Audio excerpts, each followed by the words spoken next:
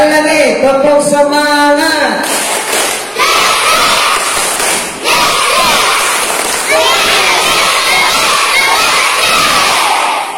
Allahu Akbar. Kurang keras. Allahu Akbar.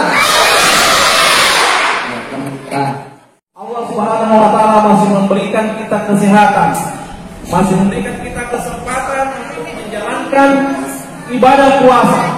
Ya. Ini satu kesyukuran buat kita semua. Ya. Dan ini tentunya tidak terlepas dari izin Allah Subhanahu wa taala. Kemudian selanjutnya, kesyukuran kita berikutnya karena saat ini Allah Subhanahu wa taala mempertemukan kita dengan bulan mulia. Bulan suci Ramadan. Bulan apa? Bulan suci Ramadan. Ya. Dan ini adalah salah satu bentuk nikmat dari Allah Subhanahu wa taala yang sangat besar yang diberikan kepada kalian semua, kepada kita semua ini. Ya. Apalagi yang lain? Kesyukuran kita karena saat ini Allah memberikan kita kesempatan bertemu dengan bulan Ramadan dengan harapan tentunya Allah menginginkan kita. Ya, baik teman-teman sekalian. Jadi pada kesempatan sore kali ini sampai kita amalan soleh. Yang pertama yang hendaknya kita perhatikan jangan sampai amalan ini terlewatkan begitu saja. Yang pertama adalah tilawatil Quran. Bertanya, sudah membaca Al-Quran hari ini? Siapa yang sudah khatam? Sudah tamat bacaannya? Yang putrinya sudah masuk. Ya, semoga Allah Subhanahu wa taala mengganjarnya dengan pahala yang berlipat ganda. Ya. Kenapa disuruh kita membaca Al-Quran di bulan Ramadan? Karena bulan Ramadan itu ada sekalian para santriwan santriwati. Bulan Ramadan itu adalah bulannya Al-Quran. Identik dengan Al-Quran. Kenapa dikatakan bulannya Al-Quran? Karena pada bulan Ramadan Al-Quran diturunkan oleh Allah Subhanahu wa taala. Coba kita lihat di surah Al-Baqarah. Apa kata Allah Subhanahu wa taala? Syahrul Ramadan alladzi unzila fihi al-Qur'an. Pada bulan Ramadan Allah turunkan Al-Quran. Makanya pada bulan Ramadan itu banyak-banyak dekat dengan Al-Quran, akrab dengan Al-Quran dengan cara banyak membaca. Ya. Yang belum tahu membaca tapi sudah punya hafalan, banyak-banyak memuroja hafalan Al-Quran.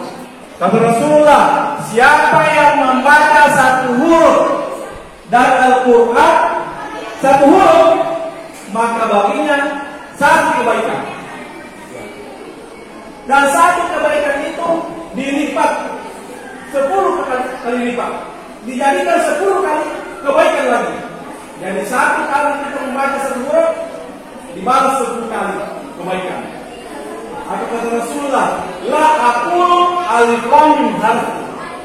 Ini kata Rasulullah, aku tidak mengatakan bahwa membaca alif lam mim itu satu huruf, tetapi walakin alifun harfu, walam harfu, wa mim harfu.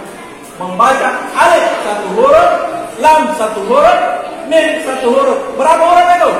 3. Berarti kalau 3 dikali 10 berapa? 30 kebaikan yang kalian akan dapatkan baru membaca alif lam mim. Coba semua. Alif lam.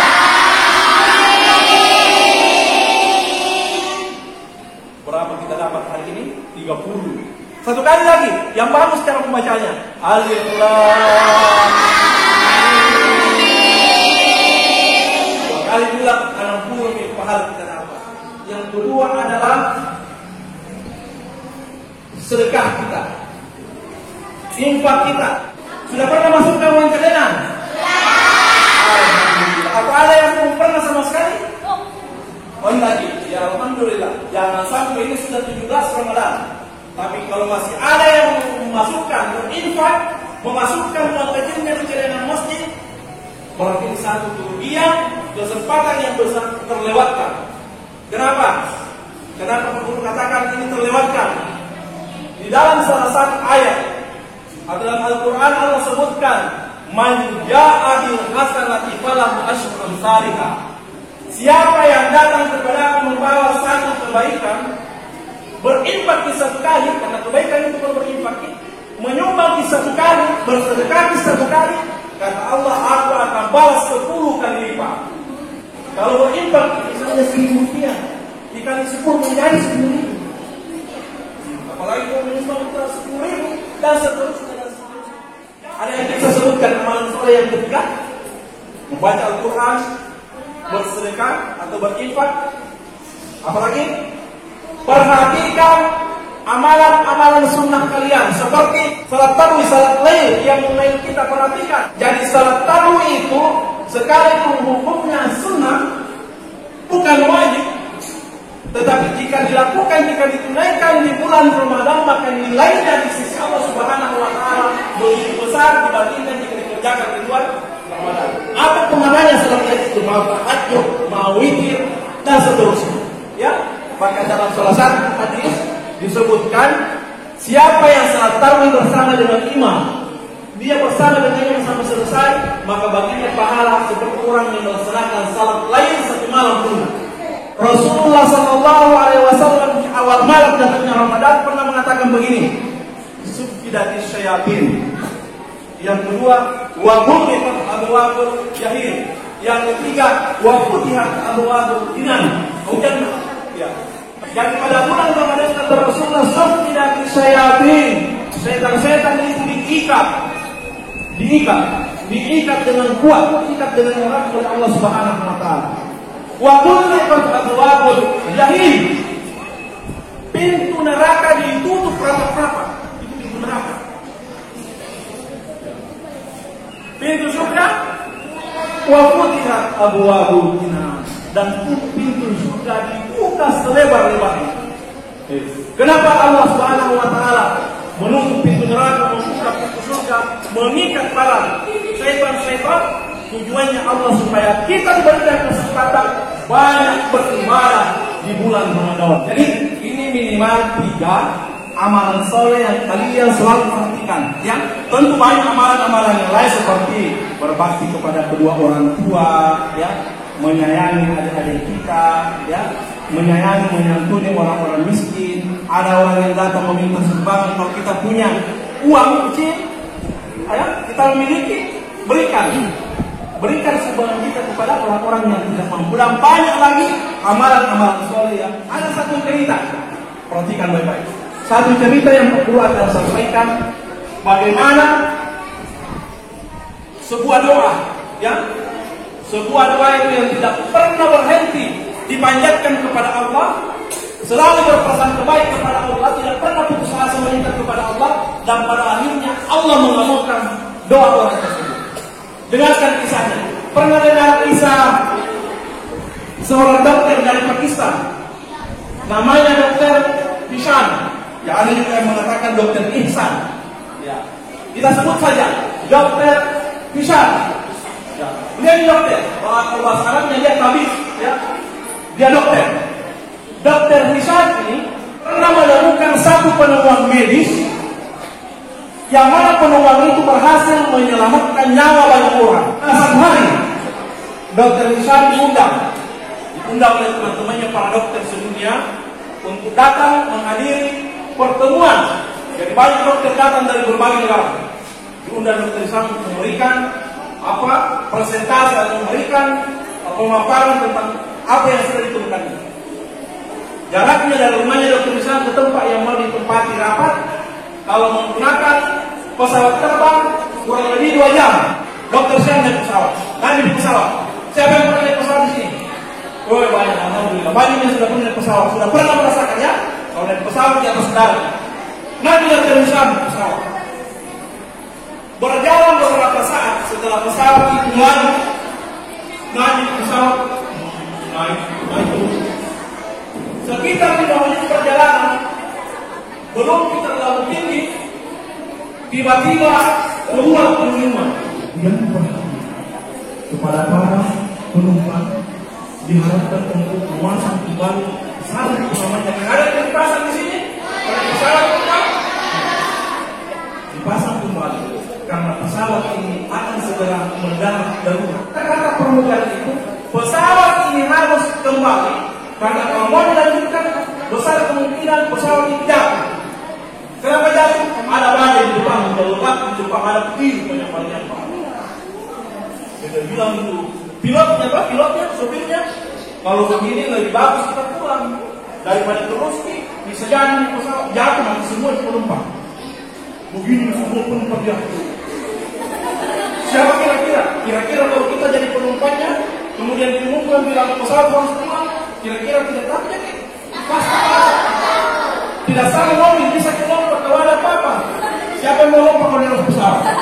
Ya, tidak bisa kelompat. Ya, akhirnya kembali berdoa nih. Mudah-mudahan ini pesawat bisa mendarat dengan selamat dan semua kami penumpang ini bisa selamat ya Allah. Akhirnya muter-muter itu pesawat, dapat nih lapangan terbang, bandara terdekat, turun mendarat, turun dengan selamat. Begitu turun termasuk Dokter Ihsan tadi ada di situ. Dokter Ihsan langsung datangi kantornya itu bandara, tanya petugasnya, Assalamualaikum Pak, kami ini penumpang Pak. Saya mau bertanya, jam berapa lagi ada pesawat ini mau berangkat? Dia bilang di situ pegawainya bandara, tidak ada lagi Pak. Ini pesawat yang terakhir. Dan ini pesawat yang terakhir yang mengalami kerusakan. Sekitar 10 jam ini durasi waktunya mau dipakai untuk memperbaiki. Dia bilang dokter Ihsan, bagaimana 10 jam kita menunggu? Nah saya mau rapat ini ditunggu 2 jam. Nah kata dokter Ihsan begini, saya ini dokter. Saya ini diundang mau bicara di satu pertemuan yang dokter seluruh dunia hadir. Bagaimana saya bisa sampai di sana kalau tidak ada pesawat? Kata pegawai bandara begini Pak, bisa jadi ke sana, tapi tidak mungkin pakai ke pesawat karena rusak pesawatnya. Bisa jadi ke sana, tapi pakai ke mobil. Bisa itu ditempuh dengan kendaraan jalur darat. Akhirnya dokter Ihsan ambil mobil, bawa sendiri mobilnya. Tidak berapa lama. Dokter Ihsan bawa mobil, turun hujan di dalam waktu. Buntu petir menyambar-nyambar. Pandangannya dokter Ihsan itu kalau hujan kan terjadi pandangan toh, karena kabut.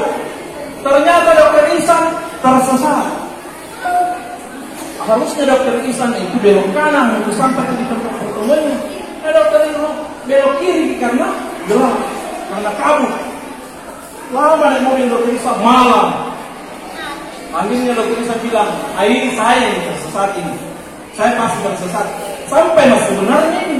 Kenapa ini? Tidak sampai-sampai dah. Di tempatnya sekarang dokter Ihsan, hutan belantara. Hutan. Satu-satunya rumah yang kelihatan ada rumah bubuk tua yang kecil.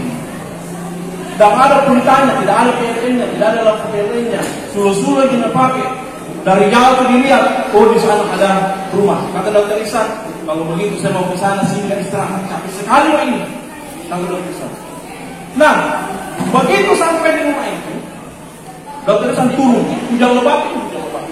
Assalamualaikum. Waalaikumsalam. Keluar yang punya rumah bubuk tua, bubuk-bubuk. Ternyata nenek tua. Ternyata nenek tua. Waalaikumsalam. Kenapa kita? Ada yang bisa saya bantu? Dia bilang dokter Ihsan, kalau bahasa apa? Dia bilang, tadi ibu saya dikasih yang musafir melakukan perjalanan ke ini, tapi tersesat Kak, minta tolong Kak pinjam Kak telepon tak? Mau Kak telepon temanku karena tunggu Kak di sana tidak bisa sampai. Dia bilang itu nenek-nenek yang punya rumah tua. Hah? Mau pinjam telepon? Hei, jangan telepon. Lihat misalnya rumahnya ini nenek. Lampu PLN saya tidak ada. Ini sulu-sulu, ini apa itu sulu-sulu? Pelita. Tidak minyak tanah dipakai. Ini pelita bisa dipakai. Tidak ada di sini telepon. Begini kata nenek tua itu. Kalau Anda mau silakan masuk dulu di rumah di Kebun Tua ini, duduk ya istirahat di sini. Saya buatkan teh supaya hangat padamu karena itu hujan keras.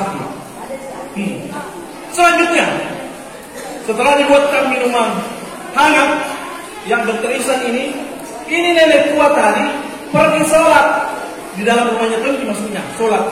Dokter Ihsan lihat, ini nenek tua sholat. Tapi yang lebih mengherankan, di depannya nenek tua ini ada anak-anak kecil mungkin sebesar kalian.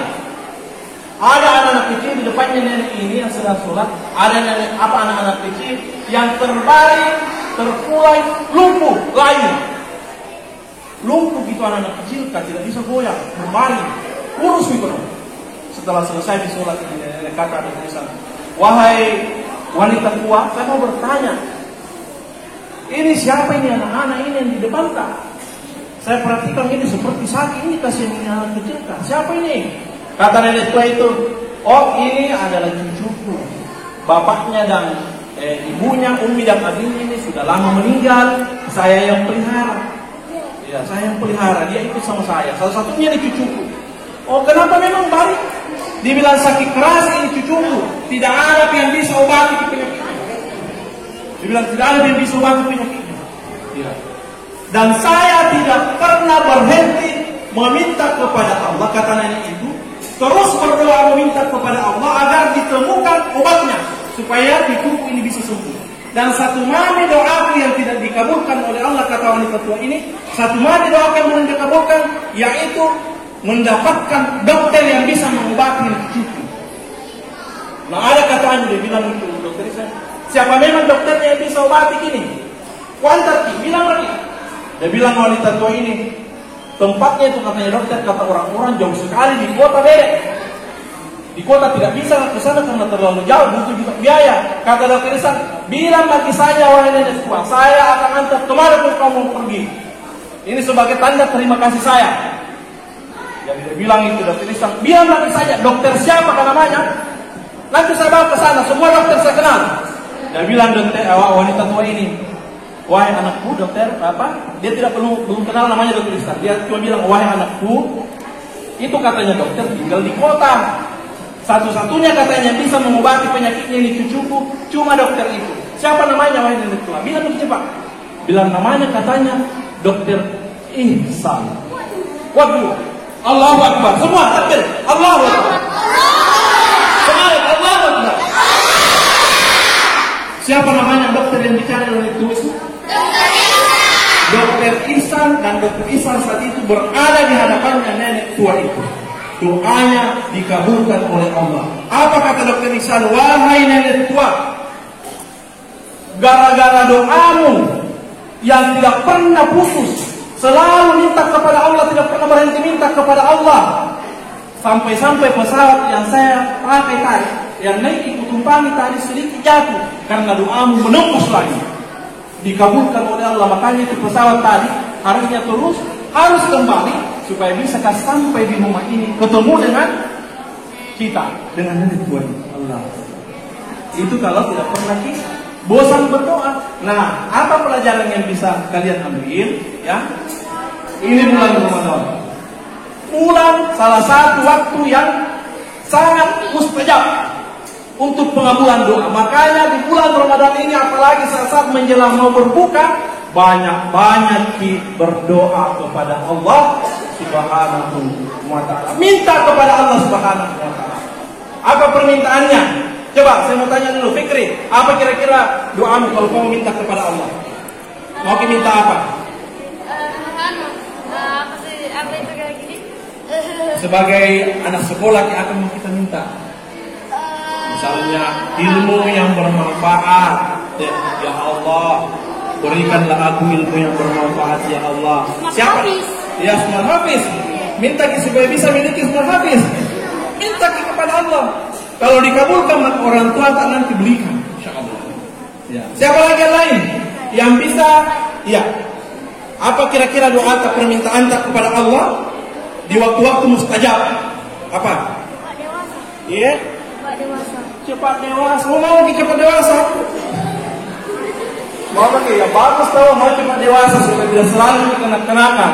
Kalau dewasa begitu berarti pemikirannya sudah matang, ya, tidak sembarang mau ganggu, tidak mudah menangis, tidak cengeng, tidak manja-manja nih. Begitu memang kalau dewasa nanti bagus. Siapa lagi yang lain? Apa kita doa? Apa mungkin kita kepada Allah? Hah? Siapa yang bisa sebutkan putrinya? Apa permintaannya kepada Allah Subhanahu wa ta'ala? Di waktu-waktu doa itu sangat bagus untuk dikabulkan. Ya? Apa? Menjalin kasih Allah. Allah. Ini cita-cita yang sangat mulia. Amin. Menjadi penghafal Quran. Ya. Berdoa juga. Semua, apalagi kita ini di RTK hanya, memang tujuannya salah satunya adalah menjadi generasi Quran, menjadi orang-orang yang dekat dengan Al-Quran, menjadi keluarganya Allah Subhanahu Wa Taala. Ya, ingat ini, siapa yang rajin membaca Al-Quran, ya, dalam riwayat lain disebutkan siapa yang sering membanyak hafalan Al-Qurannya, maka pada hari kiamat nanti Al-Quran itu datang memberikan pembelaan. Ya, Iqra'ul Quran fa innahu ya'ti yaumal qiyamati li ashabi. Jadi rajin untuk membaca Al-Quran. Yang kedua, bagi penghafal Al-Quran nanti diberikan keutamaan. Apa keutamaannya? Dengan hafalan Al-Quran yang kalian miliki menjadi sebab orang tuamu nanti dimasukkan ke dalam surga. Siapa yang mau orang tuanya dimasukkan ke dalam surga? Mau kita semua? Insya Allah cita-cita atas semua ini bisa terwujud jika kalian bersungguh-sungguh belajar, betul-betul bersungguh-sungguh serius, ya, mempelajari Al-Quran. Maka insya Allah ini akan mengantarkan nanti orang tuamu dimasukkan ke dalam surga. Itulah anak yang soleh dan soleha, ya, anak yang soleh dan soleha. Kalau mau menjadi anak yang soleh dan soleha, berbaktilah kepada kedua orang tua, ya. Rajin belajar, rajin beribadah, apalagi lain-lain, saling menyayangi dengan teman-teman, ya. Suka bersedekah, suka menyumbang, suka berinfak, mengeluarkan perkataan yang baik-baik. Itu ciri-ciri anak yang soleh.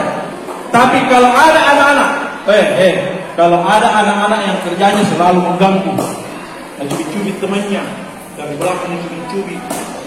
Waktu ketawain kalau sudah cubit, menangis ke temannya, tambah dan gangguin. Apakah itu ciri-ciri anak soleh? Bukan. Anak soleh itu yang menyayangi temannya, yang melindungi temannya. Kalau temannya jatuh, dia yang datang berdiri ke teman. Ada makanannya, kalau bukan bulan puasanya, kalau siang hari, ada makanannya 2, dikasih temannya. Ini juga 1 teman. 1 makanan, dibagi kasih per 2 teman. Itulah anak yang soleh. Sampai di rumah, selesai makan, kemudian melaksanakan salat subuh, jangan lupa banyak berdoa, minta kepada Allah. Ya Allah, kasihanilah orang tua. Apa doanya untuk kedua orang tua? Rabbi firli.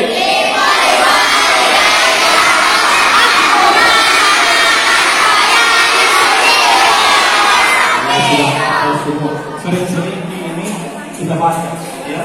Jadikan sebagai doa andalan, jangan sampai kita lupa dalam satu hari doa ini. Ini untuk mendoakan kedua orang tua kita. Pak Guru tidak larang di main game, tapi jangan berlebihan main gamenya. Kalau sekedar ini mungkin 5 menit ya sudah pergi lagi melakukan amalan-amalan soleh, tidak mengapa. Tetapi kalau waktu tak habis main game terus, apalagi game yang tidak mendatangkan manfaat sama sekali. Kalau seperti di Smart Hafiz, ya masalah itu bagus, karena game dia mengandung pendidikan, iya, mengandung pendidikan. Tapi kalau game-game seperti apa itu, yang game-game itu di HP biasa, apa? Free Fire, lu nggak tahu ini, kapan kita main? Ya, apa lagi? PUBG, apa lagi? Mobile Legends. Pak Guru sendiri tidak pernah main, namanya itu dengar itu. Saya curiga di banyak di sini yang biasa main. Sekarang begini, mulai sekarang minta kepada Allah, berdoa kepada Allah, ya Allah, berikanlah aku kekuatan ya Allah supaya bisa menghindari permainan-permainan seperti games itu yang tidak memberikan manfaat. Ya, minta supaya kalau ada permainan game yang kita maini, itu adalah game yang bermanfaat, yang bernilai edukasi, pendidikan, apalagi yang penuh dengan warna Islami. Guru sangat bersyukur, sangat berbangga. Ya, hari ini diberi kesempatan untuk membersamai kalian di rumah tahfiz ini. Ya, tentunya ini adalah sesuatu yang harus kita bangga di dalamnya, karena kalian melakukan kegiatan bukanlah kegiatan yang sia-sia, tapi ini adalah kegiatan yang diberkahi oleh Allah Subhanahu wa taala insyaallah. Apalagi kita saat ini di acara menunggu menit detik-detik kita masuknya berbuka puasa. Ini salah satu kegembiraan kita orang yang berpuasa kalau mau kita berbuka, ya. Jadi sekali lagi mudah-mudahan aku semua senantiasa diberikan kesehatan, ya, senantiasa diberikan kekuatan, umur yang panjang, senantiasa diberikan semangat, ya, sehingga puasa Ramadan tidak menjadi alasan untuk berloyo-loyo, ya. Banyak di antara anak ini yang sudah kenal Pak Guru, ya, sudah banyak. Tapi sebagian juga tidak kenal dengan Pak Guru. Sekali lagi, Pak Guru ini juga seorang guru di SDIT, ya, di SDIT Wahda Islamiyah. Banyak di sini murid-murid juga, ya. Tapi secara umum kalian semua menjadi muridku karena Pak Guru yang mengajar hari ini. Ya, jadi saya kira itu yang Pak Guru bisa sampaikan, ya. Memanfaatkan waktu yang ada, kami mengucapkan terima kasih banyak, syukron, jazakallahu khairan kepada Direktur RTQ Al-Hadid yang telah memberikan amanah kepada kami, dan dalam hal ini sebagai perwakilan dari LP2AR, ya, bisa mempersamai anak-anak pada hari ini dalam kegiatan Tarbiyatul Aulad dirangkaikan dengan acara berbuka puasa bersama. Sekali lagi syukron, kami berdoa mudah-mudahan Ustaz sama keluarga dan seluruh pembina dari RTQ ini senantiasa dilindungi oleh Allah Subhanahu wa taala, senantiasa mendapatkan penjagaan Allah Subhanahu wa taala. Dan terakhir kepada anakku, kami juga berdoa mudah-mudahan kalian semua diberikan kemudahan oleh Allah Subhanahu wa taala menjadi anak yang soleh dan soleh. Itu yang bisa kami sampaikan. Mohon maaf atas segala kekurangan. Ya, semua yang benar datang dari Allah. Kesalahan, kekurangan itu datang dari pribadi kami sebagai manusia biasa. Subhanakallahumma wa bihamdika asyhadu an la ilaha illa anta astaghfiruka wa atubu ilaika. Wassalamualaikum warahmatullahi wabarakatuh. Waalaikumsalam.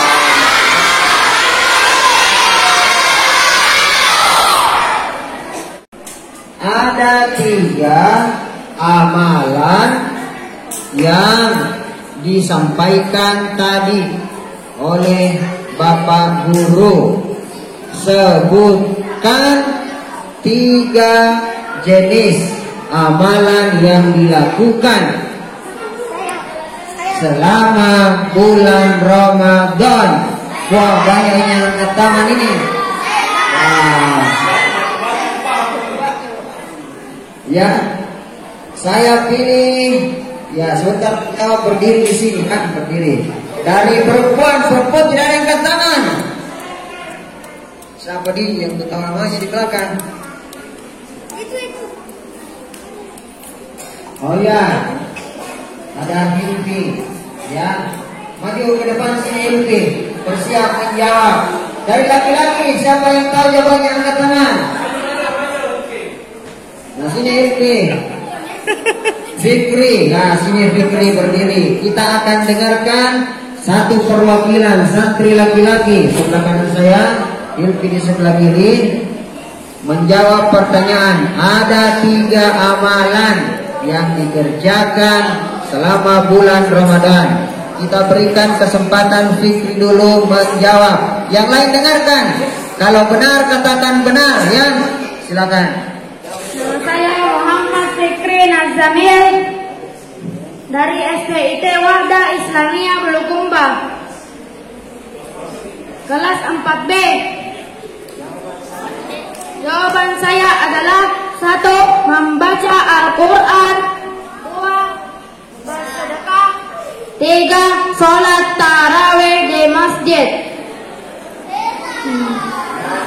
Bagaimana jawabannya? Nah, kita berikan kesempatan kepada Assalamualaikum warahmatullahi wabarakatuh.